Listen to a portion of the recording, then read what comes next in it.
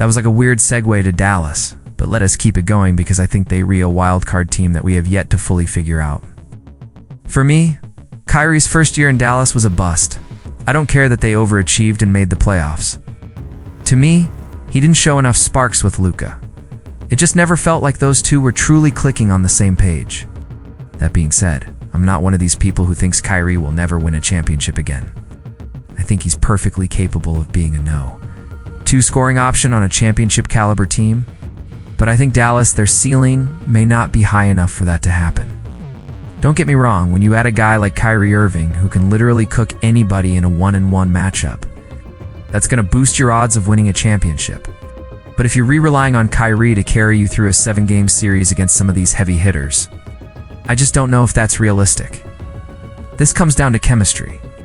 If Mavs ball and Kyrie ball mesh, then I think they can go further than people expect. In fact, I think they could give the Nuggets a real run for their money.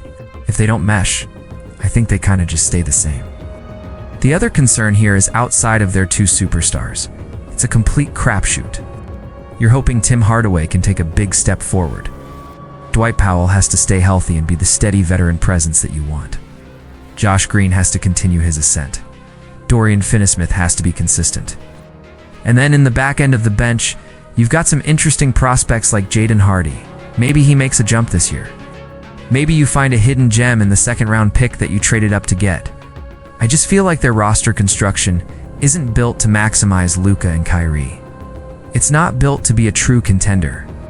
And the pressure to make moves last season forced them into making questionable decisions like trading for Kyrie, trading away some draft capital for Grant Williams, and giving Kyrie a max contract extension before he even played a game for them, and you have two superstars.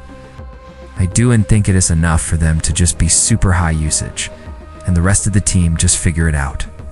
I think that was the problem in Brooklyn, and I think that what happened in Dallas last year.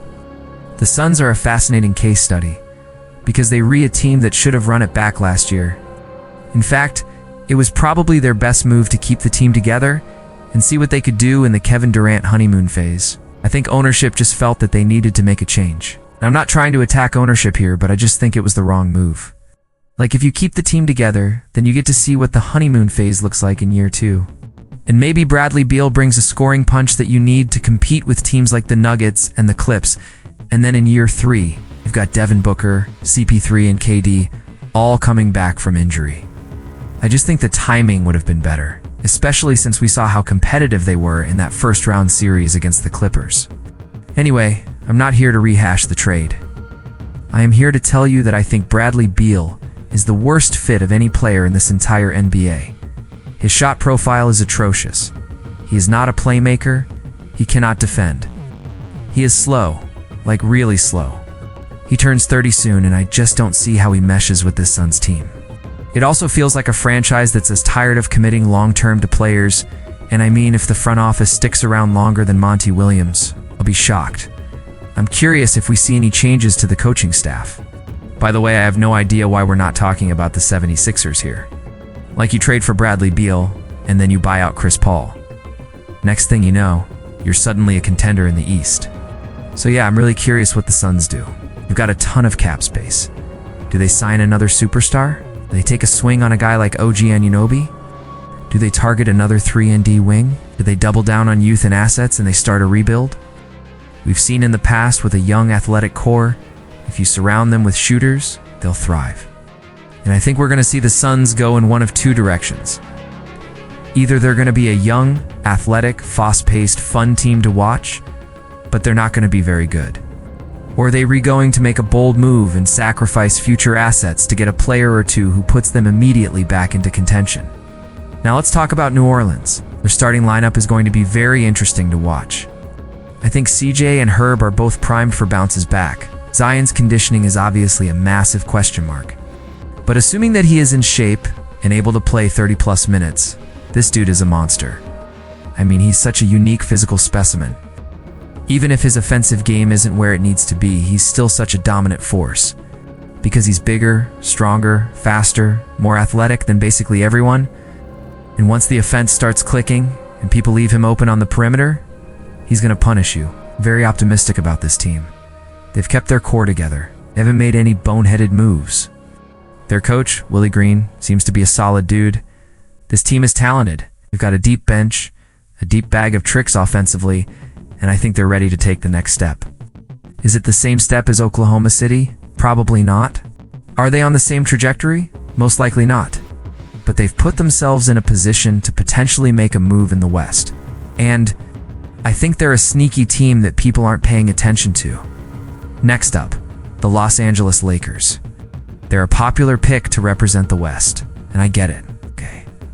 LeBron James is arguably still the best player in the conference. Anthony Davis is a perennial all-star when healthy.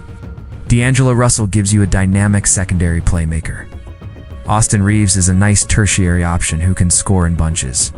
Their supporting cast of role players is serviceable. And then they drafted a lottery caliber player in the second round. If Gabe Vincent pans out, that's a steal. If he doesn't, well, then you've got some nice assets to flip at the deadline. Their defense is going to be decent. It won't be elite without a doubt. But if their half-court offense can click, and they can avoid the 3-and-D nightmare that is playing against the Golden State Warriors, I think they're a legit threat. I think the biggest weakness on this team is the lack of shooting. I mean, besides Rui Hachimura, nobody on this team shoots above 40% from three. Like, don't get me wrong, I love Hachimura, and I think he's going to take a big step this year. But I'm just saying, when you're in the West, you got to be able to shoot, especially if you're going to play half-court offense. If you're going to play transition offense, it doesn't matter as much. But the West is stacked, and there are multiple teams that will slow it down and make it ugly. It's going to be a grind fest in the playoffs, and you've even got to be able to shoot. So yeah, I think the Lakers are a dark horse to come out of the West, but I just don't see it happening. I think they make a conference finals appearance, and that's as far as they go. Oh, and shout out to the sponsor of this video, Manscaped. Manscaped is the global leader in men's below-the-waist grooming and hygiene products. When you become a member of Manscaped, you unlock exclusive offers and early access to new products. Go to manscaped.com/Allen today and use code Allen to get 20% off your first order. Finally, let's touch on the defending champion, the Golden State Warriors. I mean, honestly, I'm surprised Klay Thompson is still on this team. I thought he'd be moved this summer. I think they've already given up on James Wiseman. Moody is still an X factor, and I don't know if he has ever gone pan out. The Steph Curry era is winding down. You've got Draymond Green, who's aging and declining. This team, they have the pieces to make a run this year, but I just don't see it. I think this is a contract year team. Everyone's playing for their next payday, and I just don't see the cohesion to make a deep run. And then you're also relying on the health of Steph and Klay. Klay's got a clean bill of health right now, but Steph's still recovering. Plus, you've got Andre Iguodala. You've got a lot of guys who are coming back from injuries. Is this version of the Dubs the most cohesive version of the Steph Curry era? I mean, they've definitely been through a lot of changes, that's for sure. But this feels different. It feels like they're just trying to squeeze every last drop out of this window. But I don't think they have what it takes to go all the way. So I was gonna make a full thing about how the Jazz are trying to build a culture of toughness and physicality and grit and grind. Then I was going to contrast that with the Nuggets. And then I was going to say, well, the thing is, both of those things can coexist. And then I was going to use that as a metaphor for life, which is sometimes you have to get your hands dirty, and sometimes you have to sit down and have a nice dinner. And then I was going to tie that into a bigger conclusion about the NBA. But then I remembered who I'm talking to. So let's just talk about the Jazz and the Nuggets. Okay, now let's go to the Jazz. This is a lot of hypotheticals, because a lot of things have to break their way for them to take that leap. First off, everybody has to stay healthy. That includes Colin Sexton. Can they get the best versions of him and Lauri Markkanen this season? Will Jordan Clarkson still be the Jordan Clarkson that's coming off the bench for them? That's huge. There's no one else on the roster that I would want to be that guy, besides maybe Talon Horton-Tucker. And honestly, I don't think THT is as good of a player as Clarkson is right now. I'm not saying THT couldn't ascend to that level. I don't know. It's just not where he's at right now. I don't want to say it, but I feel like part of me wants to see how Damian Lillard deals with being on a very young team. Part of me wants to see if they actually go through the growing pains this season. It's like, will there be nights where you just see the youth show? Or will Lillard carry them to a better record than they probably should have, based on their youth? And then there's a third part of me that, just hoping for the best for Lillard because I love him. And I would just hate for him to be somewhere where he's not playing meaningful games late in the season, and especially late in his career. Now let's go to the Nuggets. And they've got a counter for literally every type of defensive coverage you can throw at them. In the regular season, Jokic, Murray, and Aaron Gordon were plus 13 net rating. In the playoffs, they were plus 9, which is still incredibly effective. I'll admit on July 23rd, if you force me to pick a team to win the West right now, I am leaning Nuggets. But I know the defense is going to be a question mark. Michael Porter Jr. is a question mark. Jamal Murray and Aaron Gordon are the two guys that they depend on. They are the two secondary creators. They need both of them to play at an all-star level this season. Bruce Brown is gone, replaced by a cheaper combo guard in Ish Smith. So it's either RJ Hampton takes a big step forward, or their bench is gone. Nabi not very good offensively. I think Jokic is going to have another triple-double season. I think he'll lead them in scoring. I think he'll lead them in assists. And I think he'll lead them in rebounding. And I think their success is dependent upon him doing those three things. Let's go to the Trailblazers. Dame is a legit bucket getter, and if they're going to make the playoffs, he's going to have to be a legit bucket getter. Now, let's talk about Shaedon Sharpe. He's a freakishly long guard who didn't play college basketball, didn't play summer league, didn't play much G League, came in and played 12 minutes a game as a rookie, averaged 9 points per game on 63% true shooting. That's ridiculous. He does have an uphill battle with the coaching staff and front office after publicly complaining about his role in minutes. But if he starts the season with the same type of energy that he ended the season with, he will work his way into that rotation. Scotty Barnes was drafted ahead of Sharpe by the Raptors at No. 4. Anthony Simons is going to play a big role in Portland's fortunes this season. If he regressed back to his 2021-22 form, they're probably fighting for a play-in spot. If he continues to ascend, they could be looking at a top 6 seed. Now, let's go to the Thunder. This is the Paolo Banchero hype train. I'm all aboard. Chet Holmgren is back. It is not good news for the Thunder. Shai Gilgeous-Alexander is still their guy. I expect a regression from Josh Giddey. It just happens to sophomores. Jalen Williams surprised me last year. Lu Dort is the same old Lu Dort. I do expect some regression from him this year. They have a slightly easier schedule this year, which is weird to say because they're in the West. But their strength of schedule is actually ranked 21st in the league, according to Tankathon.com. Now, let's go to the Clippers. They are so weird. It's like they're probably going to be one of the most fun teams to watch. They've had injuries, and I think people have forgotten about that.